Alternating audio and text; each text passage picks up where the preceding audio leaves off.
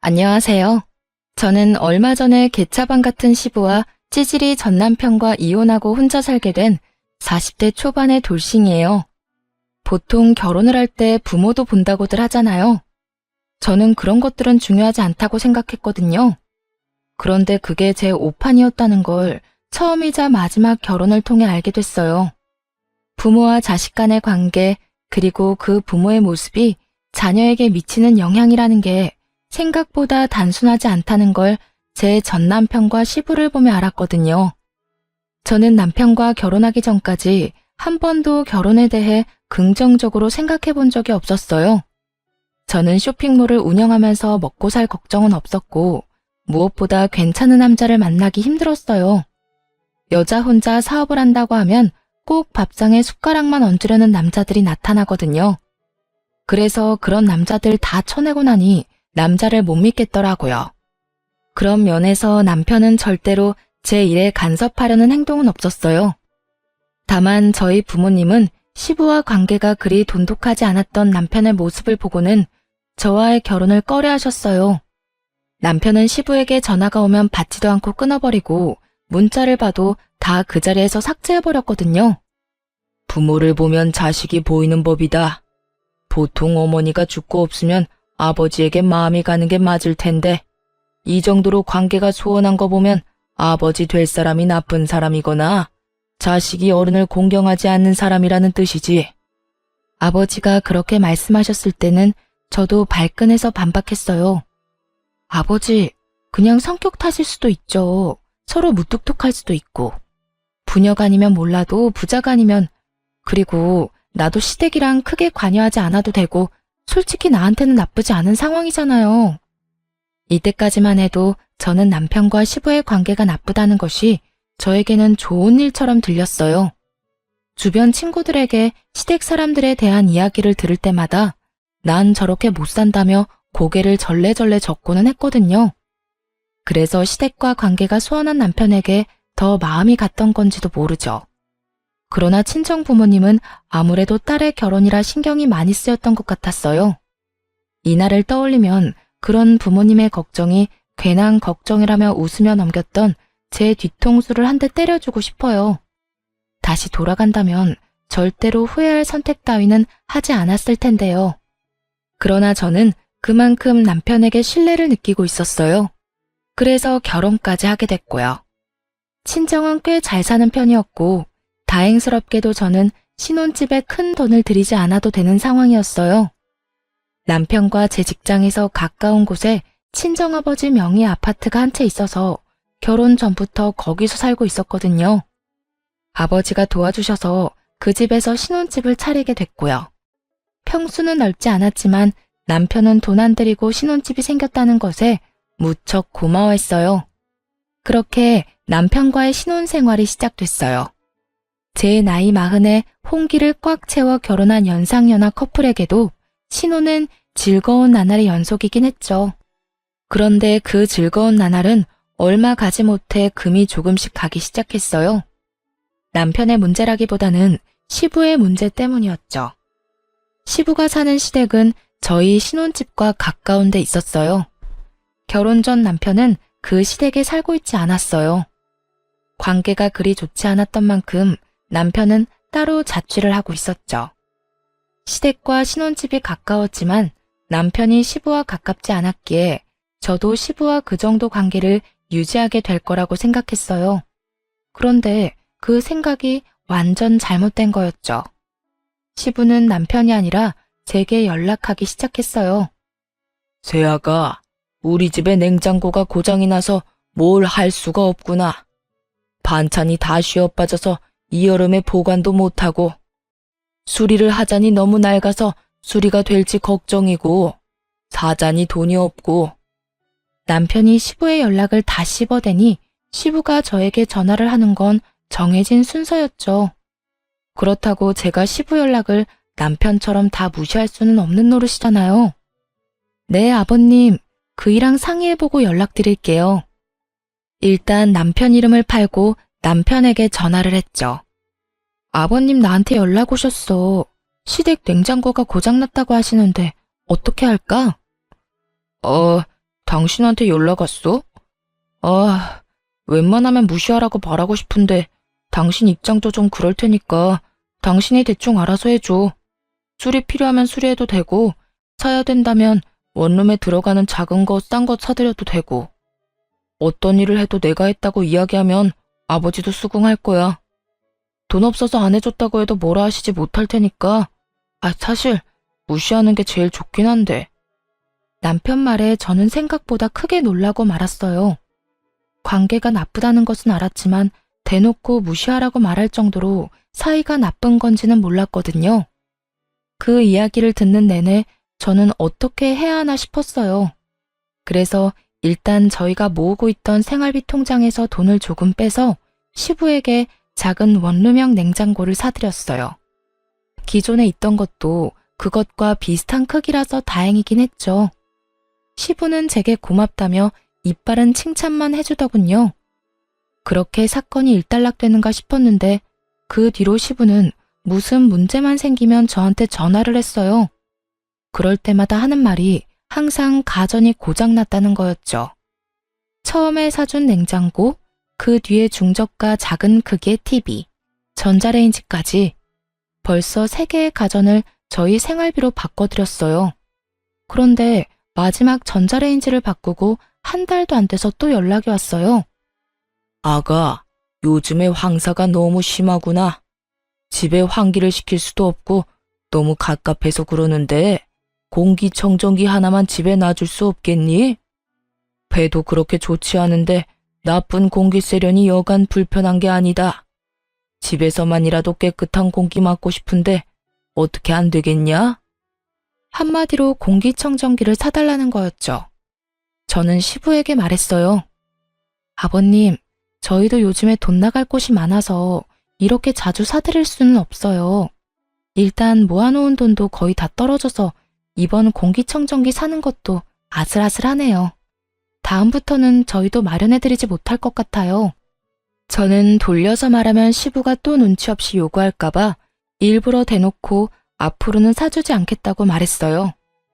그래, 아무래도 오랫동안 같은 집에서 살다 보니 가구나 가전들이 많이 낡았지. 그래도 네 덕에 중요한 것들은 몇 가지 바꿀 수 있었으니 여기까지 해준 것만 해도 고마운 일이지. 솔직히 시부가 한 소리 할 줄 알았는데 의외로 알겠다며 수긍을 하더군요. 마지막이라는 생각을 하고 나니 홀가분하게 공기청정기를 사서 시댁으로 보냈어요. 앞으로 이런 일이 없겠지 하는 마음에 그간의 짜증을 덜어내고 보낸 거였죠. 마지막이다 생각하니 마음도 그 전보다야 편했어요. 그리고 공기청정기를 시부에게 사주고 집에 돌아와 저는 집 정리에 들어갔어요. 제가 계속 살던 집이라 결혼 후에 남편 짐이 들어오면서 점점 공간이 좁아지기 시작했거든요. 그래서 집을 정리하면서 안 쓰는 물건들, 상태가 꽤 괜찮은 것들은 모두 중고마켓에 팔기로 결정했죠. 그런데 중고마켓에서 글을 올리려고 했는데 바로 보이는 화면에 제가 시부에게 사준 것과 동일한 공기청정기가 딱 올라와 있더라고요. 올린 지 얼마 안 된 게시물이었는데 그것도 미개봉으로 올라와 있더군요. 인기가 많은 모델이 아니었기 때문에 정확하게 기억하고 있었거든요. 이상하다 싶어서 사진을 확인해 봤는데 아무리 봐도 방바닥이며 벽지가 시부 집에 있는 것과 똑같은 거였어요. 저는 글 주인의 거래 내역을 확인했어요. 예전에 올린 글들도 전부 미개봉 상품이었는데 하나도 빠짐없이 제가 시부에게 사준 가전들이었죠. 설마 아니겠지 하는 마음이 들면서도 제발 내가 생각하는 그런 게 아니길 바랬어요. 설마 시부가 저한테는 가전이 필요하다고 해놓고 미개봉으로 팔아먹었나 싶었거든요.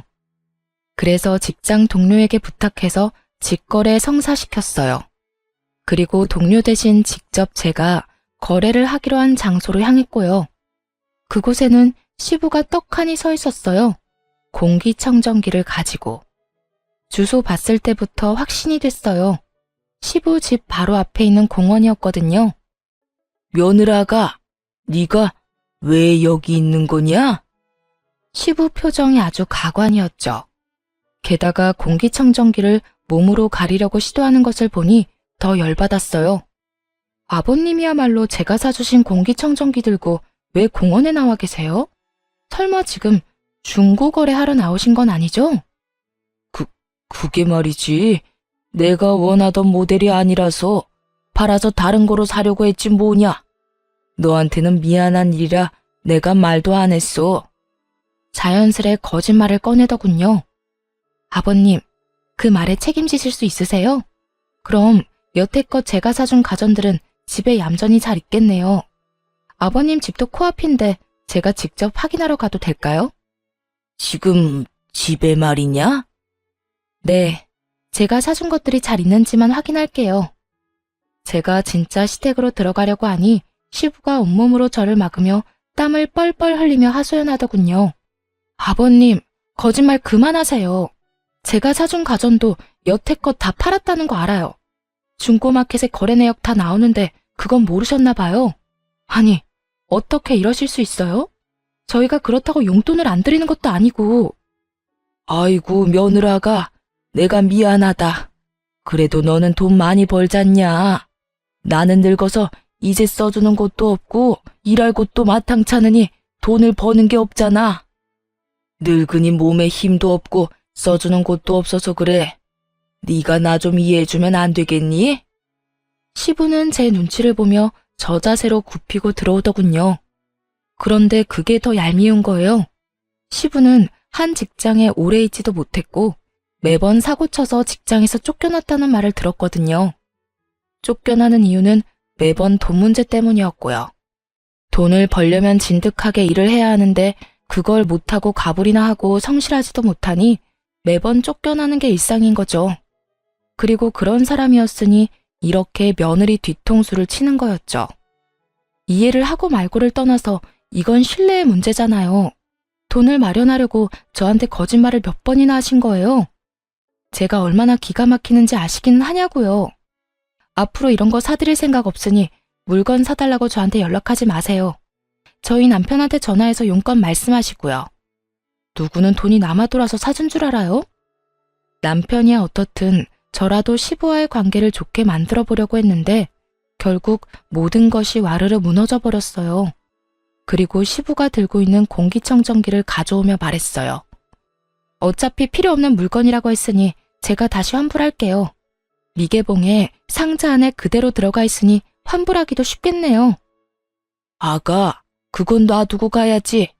나도 돈이 없어서 팔려고 하는 건데 이것까지만 받고 나도 더 이상 너한테 사달라고 하지 않으마. 우물쭈물 그딴 말이나 짓거리는 시부를 보니 열이 받아 빽 소리쳤어요. 돈 필요하면 아드님한테 이야기하시라고요. 애꿎은 저한테 돈이면 시간 쓰도록 만들지 마시고.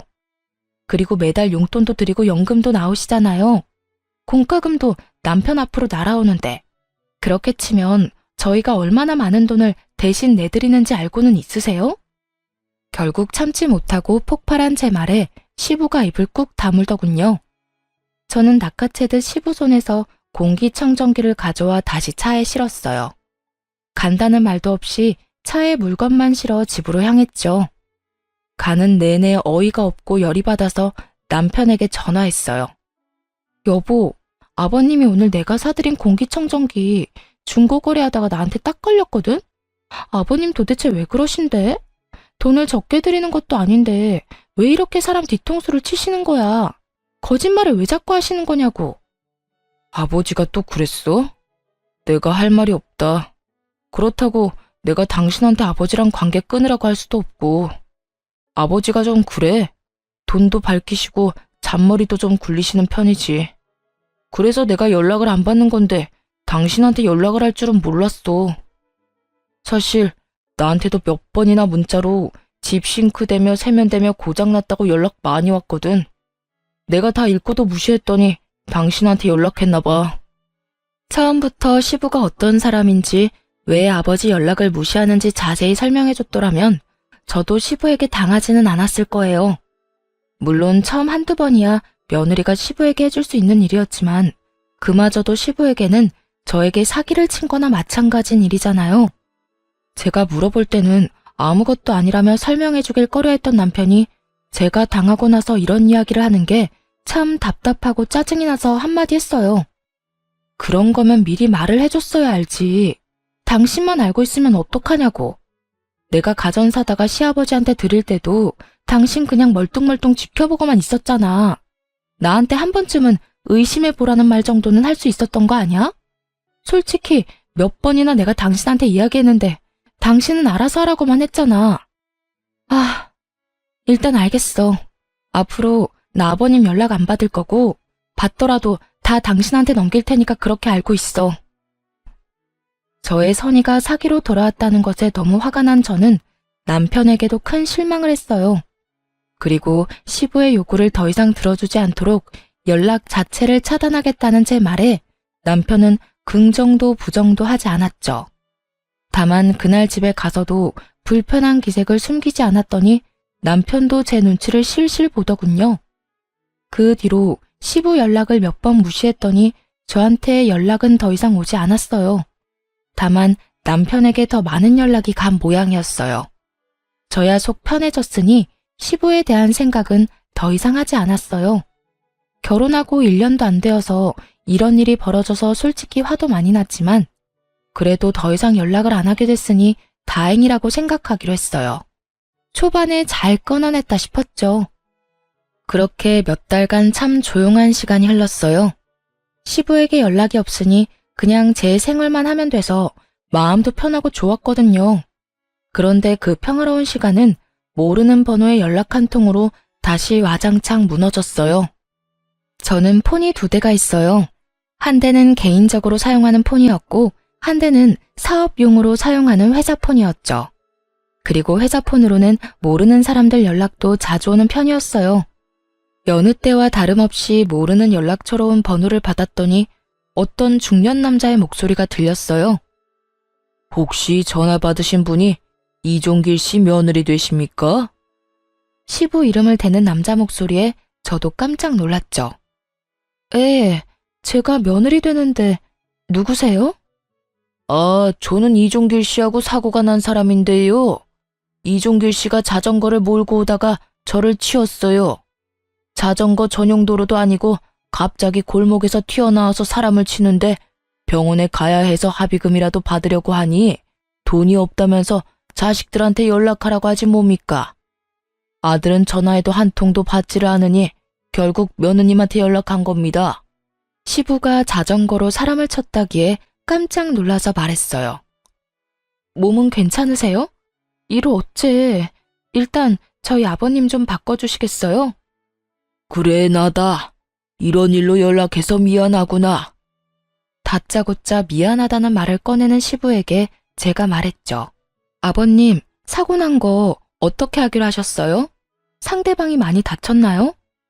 병원에 가봐야 할 것 같은데 일단 50만 원만 좀 빌려줘라. 내가 차용증이든 뭐든 쓸 테니까. 지금 당장 이 사람하고 합의는 해야 하지 않겠니? 당시에는 너무 경황이 없어 상황을 알아볼 틈도 없이 일단 돈을 빌려주기로 했어요. 그리고 빌려달라는 말은 곧 갚을 거라는 말이니 부담도 없었고 말이죠. 노파심에 한마디 덧붙였어요. 아버님, 다치신 분 입원으로 다 마무리해야 해요. 계속 끌고 오면 답 안 나오니까 병원 같이 가서 진료 보고 다 할 때까지 그냥 가시면 안 돼요? 신신당부를 하고 전화를 끊었지만 그 뒤로 걱정이 되는 건 어쩔 수 없었어요. 저녁까지 아무 연락이 없으니 상황이 궁금해 제가 먼저 전화를 했어요. 아버님, 일은 잘 처리됐어요? 뒷말 안 나오도록 잘 해결하신 거 맞죠? 그래, 다 해결 잘 됐다. 네가 돈을 빌려줘서 그걸로 합의금이랑 치료비 했어. 그 돈은 내가 나중에 꼭 갚으마. 고맙다, 며느라가. 그렇게 말을 하는 시부를 보며 시부도 반성을 했나 싶은 생각이 들었어요.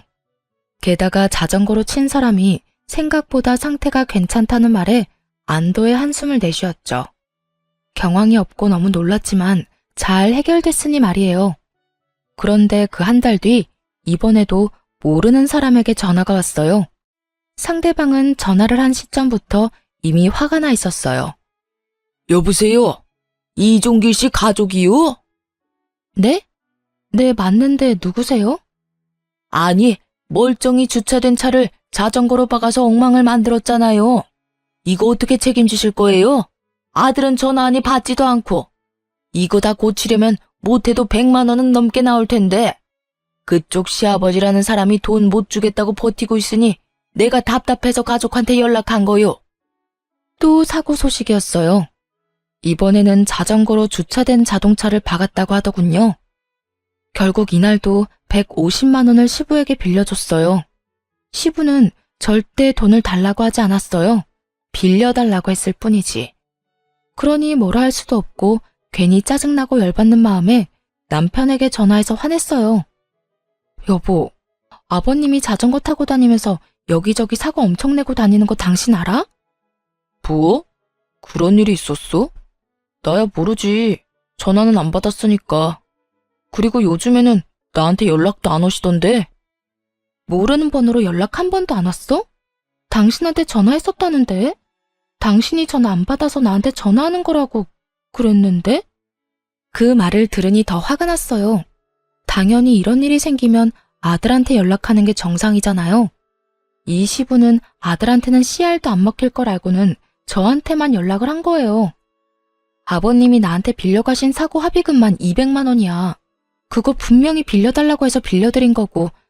그런데 처음엔 빌려간 돈도 안 갚고 벌써 두 번째 사고 합의금도 빌려가셨거든? 돈 안 갚으실 것 같으니까 당신이 어떻게 좀 해봐. 아, 당신도 너무하네.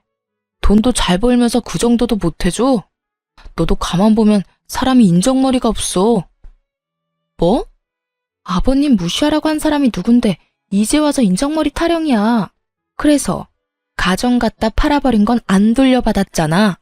그거라도 악착같이 돌려받을 걸 그랬어. 그리고 당신 아버지가 사고 친 걸 왜 내가 해결해야 하는데? 내가 당신이랑 결혼했다고 해서 당신 아버지가 진짜 내 아버지가 된 것도 아니고. 그렇게나 아버지 생각하면 당신이 알아서 다 해야지. 여태껏 시아버지 연락 다 씹어놓고 모른 척한 사람이 할 말은 아니지. 왜? 너도 결혼하니까 없던 효심이 막 생기고 그래? 와이프한테 대리오도 시키고 싶냐? 제 말에 남편놈이 기가 차다는 듯이 쳐다보더군요. 제가 틀린 말을 한 건 아니잖아요. 남편이 시부에게 어떻게 행동하는지 제가 싹 다 봤는데 이제 와서 효자 노릇을 하려고 하는지. 됐다 됐어. 내가 당신이랑 무슨 말을 해? 돈을 잘 벌면 뭐해? 인간이 안 됐는데. 가족 소중한 줄도 모르고. 그딴 말을 짓거리며 남편이 쾅 문을 닫고 나가버리더군요. 완전 어이가 없었어요. 화를 낼 사람이 누군데 지가 화를 내요? 저도 빈정이 상할 대로 상했고 거의 2주가 넘도록 남편과 냉전을 유지하고 있었어요. 당연히 이 상황이면 남편이 고개를 숙이고 들어와야지 제가 사과를 할 필요가 없잖아요. 그런데 그렇게 남편과 싸우고 2주 뒤 시부에게서 또 한 번 연락이 왔어요. 아가, 내가 이렇게 계속 연락하니 미안하구나. 다른 게 아니라 내가 걸어가다가 사람하고 부딪혔는데 그 사람 핸드폰이 박살이 났어. 100만 원은 넘게 필요할 것 같은데 어떡하지? 이쯤 되니 합리적인 의심이 들더군요. 사고가 이렇게 연달아 날 수가 있을까요? 저는 냉정하게 시부에게 말했죠. 아버님, 그러면 일단 폰 들고 수리센터 가셔서 수리를 먼저 하고 있으세요. 제가 그쪽으로 가서 직접 확인하고 수리비 드릴게요. 저는 직접 가기로 했어요. 여태껏 전화로만 상황을 전달받았을 뿐 그게 진짜로 있었던 일인지는 몰랐잖아요. 그래서 확인을 하기로 했어요. 그랬더니 시부가 화들짝 놀라 그러더군요. 네가 직접 오려고? 근데 파손 정도가 심해서 사야 할 것 같은데 수리로는 안 될 것 같아. 그러면 그 파손된 폰 꼭 들고 대리점으로 가세요. 제가 확인하고 구매해드릴 건지 말지 결정할게요. 그렇게 말하니 시부도 잠깐 망설이더니 주소를 하나 알려주더군요. 그 주소가 적힌 곳으로 갔더니 시부와 제 또래의 남자가 거기 서 있는 것이 보였어요. 제가 도착하기 직전에 시부와 그 사람을 보았는데 딱 봐도 두 사람 거리가 가까운 것이 모르는 사이처럼 보이지 않더라고요. 아버님, 저 왔어요. 이쪽 분이 사고 난 상대방이세요? 네, 어르신이 제 폰을 박살내서 제가 가져왔어요. 화면이 완전히 깨졌고 터치도 먹통이에요. 제가 봤을 때 수리는 의미 없고 새로 사야 할 것 같거든요. 요즘에 나오는 걸로요. 딱 봐도 옛날 모델의 폰이었어요. 그걸 요즘 모델로 바꾸겠다는 남자를 보니 기도 안 차더군요. 그렇지만 오늘만큼은 그냥 해달라는 대로 해줄 생각이었어요. 화장대 깊숙한 곳에 모셔뒀던 그 카드를 가져왔으니까요. 남편이 결혼 직후 만들었던 신용카드였는데 실물 카드로는 안 쓰고 페이로만 쓰다 보니 진짜 카드는 안 들고 다녔거든요. 그걸로 저 남자가 원하는 걸 결제해줄 생각이었어요. 괜찮아요. 카드로 일시불로 구매해드릴 테니까요. 현금만 보내주다가 카드로 결제하니 시부가 약간 당황하더군요. 이번에도 현금을 받을 줄 알았나 봐요. 그런데 시부가 상대방 남자의 눈치를 좀 보더라고요. 아마 현금으로 나오면 둘이서 나눠받을 생각이었던 모양이었는데 제가 카드를 긁으니 생각한 대로 일이 돌아가지 않아서 그런 듯 싶었어요. 게다가 시부는 얼마나 당황했는지 손에 들린 서류를 숨길 생각도 안 하더군요. 일상생활 책임 손해보험을 탈 수 있는 서류요. 신청서랑 견적서 뭐 이런 것들이었는데 그걸로 보험 타면 자기 부담금 빼고 다 나오는데도 저한테 돈을 뜯으려는 속셈인 게 다 까발려진 거죠. 그전에도 그랬을지도 모르죠. 며느리한테 현금 받아가고 또 보험까지 타먹은 거면 보험 사기는 아니지만 며느리한테 사기친 거나 다름없고 저 상대방까지 한통 속이면서 서로 돈 나눠 먹으려고 공사친 거면 보험회사와 며느리 둘 모두에게 사기친 거니까요. 그렇지만 이번에는 그렇게 화가 많이 나지는 않았어요. 남편 신용카드로 결제하는 거라서요. 결제를 하고 나니 시부와 사고 당사자는 급히 가봐야 한다며 저를 두고 나가더군요. 그리고 시부와 헤어진 바로 직후에 남편에게 전화가 왔어요. 응, 나야. 이거 뭐야? 180만 원? 당신 지금 어디서 뭐해? 아버님이 다른 사람 핸드폰 파손시키는 바람에 그거 수습하려고 나와 있지. 원래 수리하려고 생각했는데 상대방 분이 수리해도 안 될 것 같다고.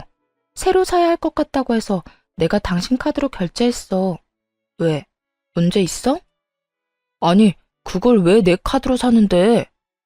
그럼 왜 내가 계속 돈을 내야 해? 당신 이상하네. 원래라면 아버님이 친사고 당신이 수습하는 게 맞는 거 아니야? 나는 며느리 집 딸이 아니잖아. 며느리는 가족 아니야? 너 이렇게 성격 못된 애였어? 돈 뒀다 뭐하게. 너 잘 벌잖아. 그 정도면 네 선에서 해결할 수 있었던 거 아니야? 그러니까 내가 왜 해결해야 하냐고. 당신이 신경도 안 쓰는 아버님 왜 나한테 다 맡겨? 한두 번이 아니잖아, 한두 번이. 당신이 언제부터 효자였어? 나한테 신경 쓰지 말라고 하더니 왜 또 갑자기 못해줬다고 난리야. 잘해주고 싶으면 네 돈으로 잘해드려. 그리고 내가 네 가족이 원할 때마다 돈 인출해줘야 하는 통장이야? 어디서 사람을 호구 취급하고 난리야? 내가 이 땅 꼴 보려고 너랑 결혼한 줄 알아? 너 말 잘해. 너 돈 많다고 언제까지 내가 너한테 굽실거려야 하는데?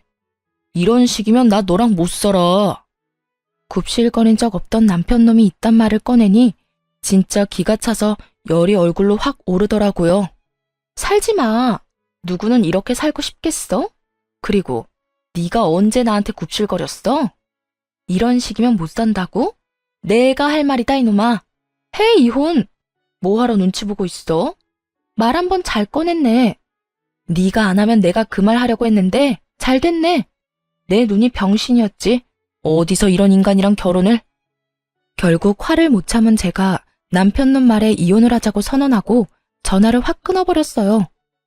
남편놈이 당황한 듯 다시 연락 와서 그런 거 아니라고 홧김에 말 좀 잘못한 거 가지고 무슨 이혼이냐며 난리였지만 저는 눈도 깜짝 안 했어요. 입 밖으로 꺼낸 말 책임져.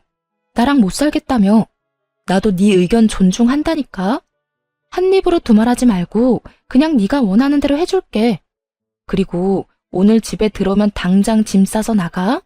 네 얼굴 꼴도 보기 싫으니까. 결국 남편놈은 제게 애원했지만 제가 받아주지 않았고, 그렇게 저희는 빛과 같은 속도로 이혼을 했어요.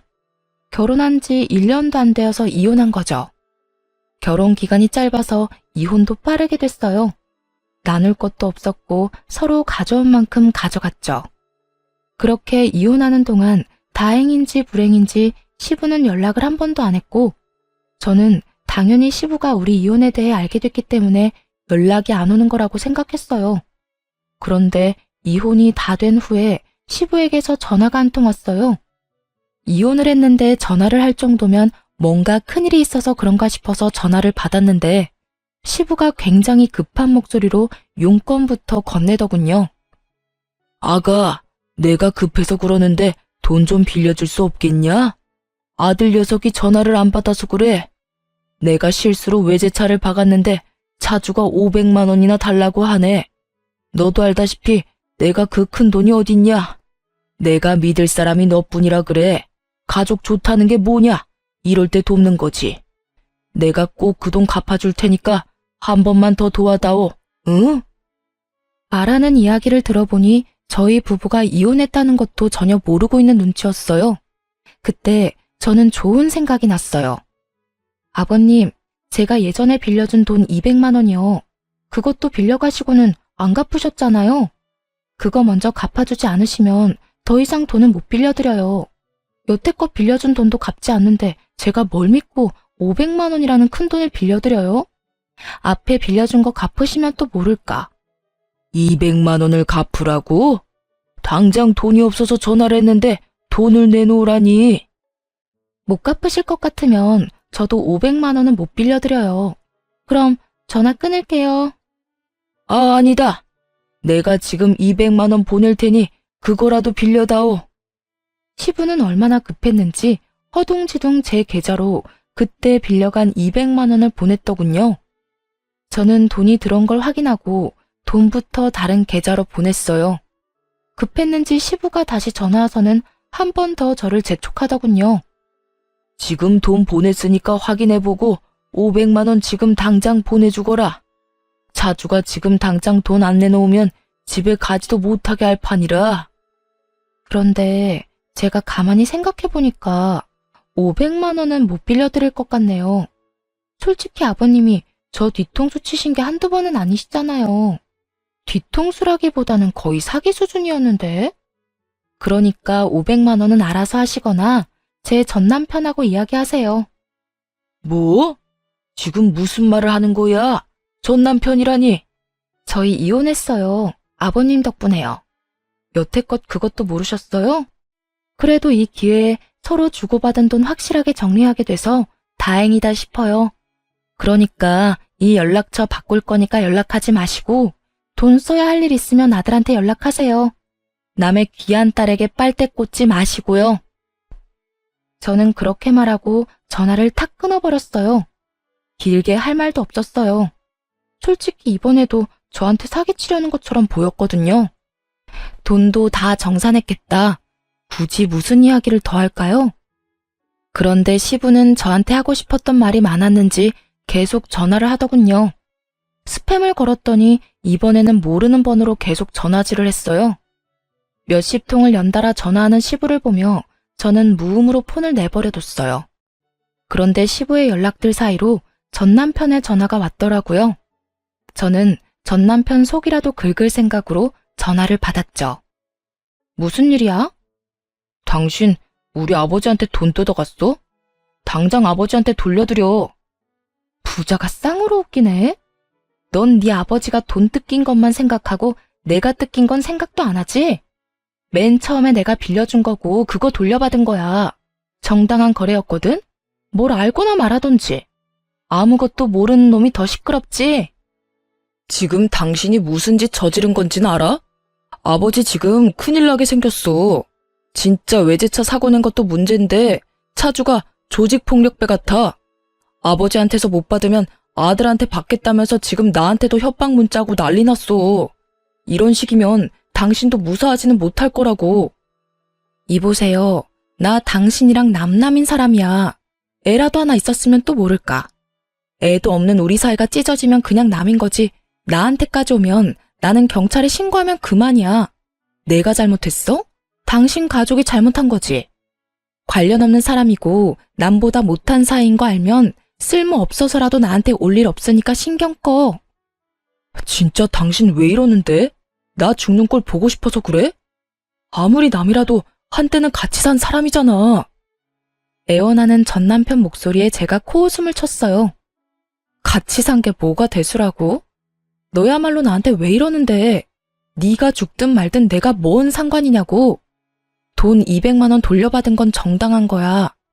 내게 빌려간 돈이었으니까 내가 돌려받는 건 당연하고. 사고 나서 생긴 비용은 네가 처리하는 게 맞는 거고. 마누라 없어서 어떡하냐? 돈 대신 내줄 사람 없어서. 그러게, 있을 때 좀 잘하지. 잃고 나서 후회하면 다 무슨 소용이래? 어찌됐건 나는 이제 당신 집안이랑 상관없는 사이니까 이런 일로 전화하지 마라. 기분 더러우니까. 그렇게 전화를 끊고 나니 속이 다 시원하더군요. 나중에 전해 듣기로 결국 전 남편은 조폭 같은 남자에게 시부 대신 500만 원을 지급하며 돈을 날렸고 저는 시부가 제게 빌려간 돈 200만 원을 고스란히 돌려받을 수 있었어요. 시부의 패착은 아들 부부가 이혼 상황이라는 걸 몰랐다는 거겠죠. 전 남편도 웃긴 게 이혼 전에는 시부를 가족으로 생각하니만이 이따위 망언을 짓거리더니 결국 이혼한다는 이야기조차 시부에게 알리지 않을 정도로 시부와 관계가 좋지 않았다는 점이에요. 본인은 불효를 해도 당연하고 와이프는 무조건 효도를 해야 한다는 전 남편의 생각이 고스란히 드러나는 부분이었죠. 그걸 보고 나니 마누라에게 대리효도 시키려는 천하의 나쁜 놈과 이혼하게 된 것이 제 일상에서 가장 잘한 일이 아니었나 생각하게 됐어요. 그렇게 전 남편과 이혼하고 2년 동안 일을 자식과 남편 대하듯 아끼며 열심히 키워나갔어요. 쓸데없는 시댁일에 신경을 덜 쓰게 되니 일에 탄력이 붙어서 매출도 많이 좋아졌죠. 그렇게 이혼 후 2년 동안 쉬지 않고 달려온 제게 전 남편의 재혼 소식이 들려왔어요. 바로 SNS를 통해서요. 청첩장 사진이 떡하니 올라왔는데 솔직히 상대방 여자에게 딱한 마음뿐이었어요. 어쩌다가 저런 인간 같지도 않은 놈을 만났을까? 딱 그런 마음만 들었어요. 그렇다고 제가 관여할 만큼 사람 좋은 것도 아니니 신경 끄려고 했죠. 그런데 여동생이 전 남편의 재혼 상대와 찍은 웨딩 사진을 보더니 엄청 당황하더라고요. 이 사람이 언니 전 남편 재혼 상대라고? 나 아는 사람이라고. 세상에 미쳤나 봐. 어떻게 이 사람이랑 결혼을 해? 왜 누군데? 너랑 친한 친구라도 돼? 엄청 친한 건 아닌데 나랑 고등학교 동창이야. 같은 반 된 적은 없는데 같은 학원에 다녀서 겹치는 친구가 있거든. 아니 그리고 이 친구 지금 변호사야. 그런데 이런 남자랑 결혼을 한다고? 그것도 초혼인 여자가 돌싱남이랑? 다 알고 결혼하는 건 아니겠지? 안 되겠어. 내가 말리기라도 해야지. 야 됐어. 남의 연애 사정에 간섭하는 거 아니야. 그냥 놔둬. 문제 생기면 알아서 떨어져 나가겠지. 그리고 거기 구멍이 전 남편 하나는 아니잖아. 그 시부가 여전히 똑같은 짓거리 하고 다니면 모르고 싶어도 모를 수 없겠지. 그래도 내가 모르는 사이면 모르겠지만 알고 지내는데도 입 다물고 있는 건 좀... 그렇다고 네가 이야기하면 그 여자가 좋아하겠어? 괜히 나섰다가 너 듣기 싫은 말만 할지도 모르지. 나도 안에서 새는 바가지가 밖에서 안 셀 리가 있겠어? 가만히 놔둬도 지 무덤 열심히 파고 있을 테니까. 인사만 하고 지내는 친구라도 그런 친구가 제 발로 지옥으로 걸어 들어가는 건 막고 싶었는지 여동생이 한숨을 푹 쉬더군요. 고민 좀 해봐야겠어. 이야기를 할지 말지. 그런데 한 달쯤 뒤에 전 남편의 계정에서 청첩장이 싹 사라졌어요. 웨딩 관련 사진들도 다 없어지고요. 무슨 일이 생겼구나 싶어 동생에게 연락해보니 자기가 말했다고 하더군요. 그 친구에게 제가 전 남편과 이혼하게 된 경위와 시부의 만행을 모조리 알려줬다고 하더군요. 특히 시부가 상대방과 짜고 사고 난 것처럼 꾸며서 저한테 합의금조로 돈 받아가고 그 후에 보험까지 타서 먹었다는 이야기를 했대요. 변호사니까 범법과 관련된 일에는 예민할 수밖에 없으니 그쪽으로 건드려봤다는데 그게 효과가 있었던 모양이더라고요. 처음에는 동생의 의도를 오해해서 꽤 미워했다고 하던데 그 뒤에 시부가 그 예비 며느리에게 사고가 났다며 돈을 달라고 했다더군요. 사람이란 게 의심이라는 게 한 번이라도 들기 시작하면 끝도 없이 생기기 마련이거든요. 설마 하는 마음으로 가득한데 거기서 시부가 도화선을 당겨버렸으니 그 예비 신부가 자세히 알아봤던 모양이에요. 당연히 시부는 저에게 했던 것과 똑같이 아는 사람과 짜고 예비 며느리에게 돈을 타고 보험금까지 타먹으려고 한 상태였고 그 모든 사실을 알게 된 여자가 시부의 범죄 행동에 놀라 결혼식 직전에 전 남편과 파혼하고 시부를 보험회사에 보험 사기로 신고했다더군요. 전 남편은 결국 결혼 비용을 다 날리고 시부는 저와 전 남편이 이혼했던 시기에 보험 사기로 벌금형을 몇 번 받은 적이 있어서 결국 이번에는 실형을 살게 됐더라고요. 그 이야기를 듣는데 어쩜 속이 얼마나 시원하던지. 전 남편과 그 가족인 시부와 엮일 뻔했던 그 친구는 여동생을 찾아와 고맙다며 인사까지 하고 갔다고 해요. 의심하지 않았다면 자기도 모르게 선뜻 도와줄 뻔했다고 말이죠. 속이 시원한 저와는 달리 전 남편은 아주 속이 불편했던 것 같더라고요. 그 파혼 몇 달 뒤에 전 남편이 아주 화가 나서 저를 찾아왔더군요. 당신이 온 동네 내 소문 다 내고 다녔어? 설마 내가 재혼하는 게 짜증나서 내 재혼 막으려고 그런 짓 한 거야? 내 앞길이 그렇게 막고 싶었어? 이 나쁜 년아. 네가 뭔데 나한테 이런 짓을 저질러? 우리 이혼하고 남남인 거 잊었어? 그러면 내가 누구랑 뭘 하든 상관 말았어야지. 누가 누구 앞길을 막아. 뭘 착각하는지 모르겠지만 나는 네 앞길을 막은 게 아니라 그 여자 인생 살려준 거야. 내가 못하러 너 같은 놈 앞길을 막아. 알아서 나락으로 떨어질 놈을. 근데 가려면 너 혼자 가야지. 왜 애꿎은 여자를 끌어들여? 그리고 네가 파혼당한 게 나 때문이 아니지. 그 여자가 당신이랑 당신 아버지에 대해 들었을 때 네 놈한테 파혼하자고 하지도 않았어. 오히려 그런 말을 한 사람을 더 의심했지. 근데 봐.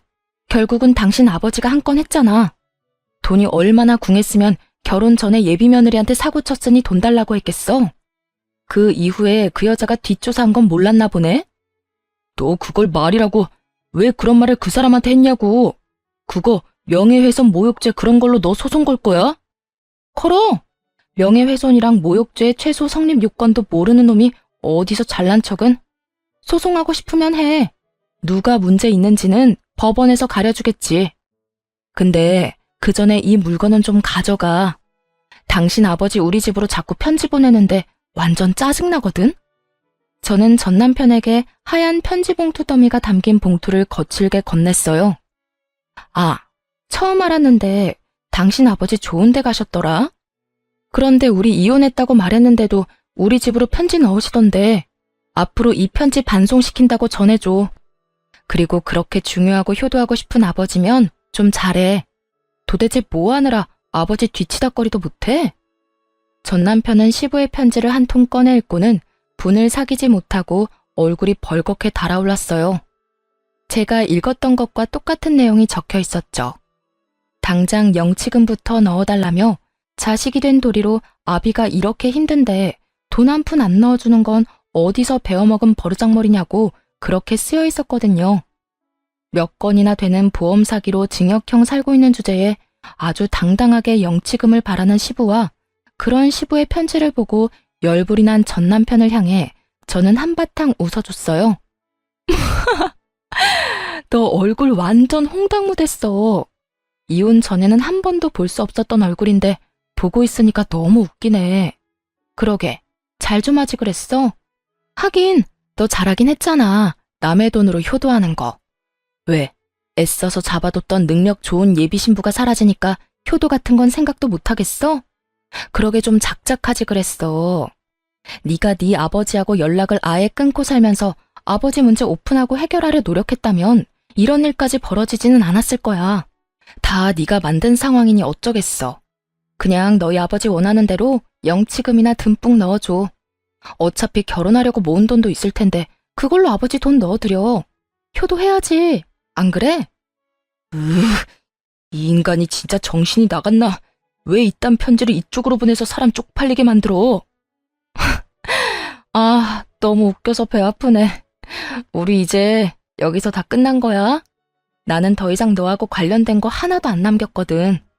앞으로 재훈이 또 하고 싶을지는 모르겠지만 적어도 양심이 있다면 법 쪽에는 좀 피해라. 범법자 아버지 수수방 관한 주제에 변호사랑 결혼을 지나가던 개가 웃겠네. 저는 그렇게 말하고 부들부들 떨며 노려보는 전남편 놈을 쫓아냈어요. 그렇게 노려보면 누가 무섭대요? 이빨 빠진 개가 노려봤자죠. 재혼 준비에 쓰였던 돈이며 자존심까지 모두 탈탈 털린 전남편의 소식은 그 뒤로는 알지 못했어요. 듣고 싶은 마음도 없고 들을 필요도 없었죠. 뼛속 깊이 새긴 경험 하나 알려준 놈으로 기억하고 있을 뿐이죠. 결혼 앞두고 계신 분들은 시댁 부모님 잘 보세요. 시부모를 보면 남편을 안다는 말이 거짓말이 아니었거든요. 옛말 틀린 말 하나 없다는 걸 깨닫고 저의 결혼 생활은 1년 반 만에 막을 내렸네요. 저의 실패를 경험 삼아 다른 분들은 실패하지 않으셨으면 하는 마음으로 제 이혼에 대해 길게 써봤어요. 시간 내서 글 읽어주신 분들 감사합니다.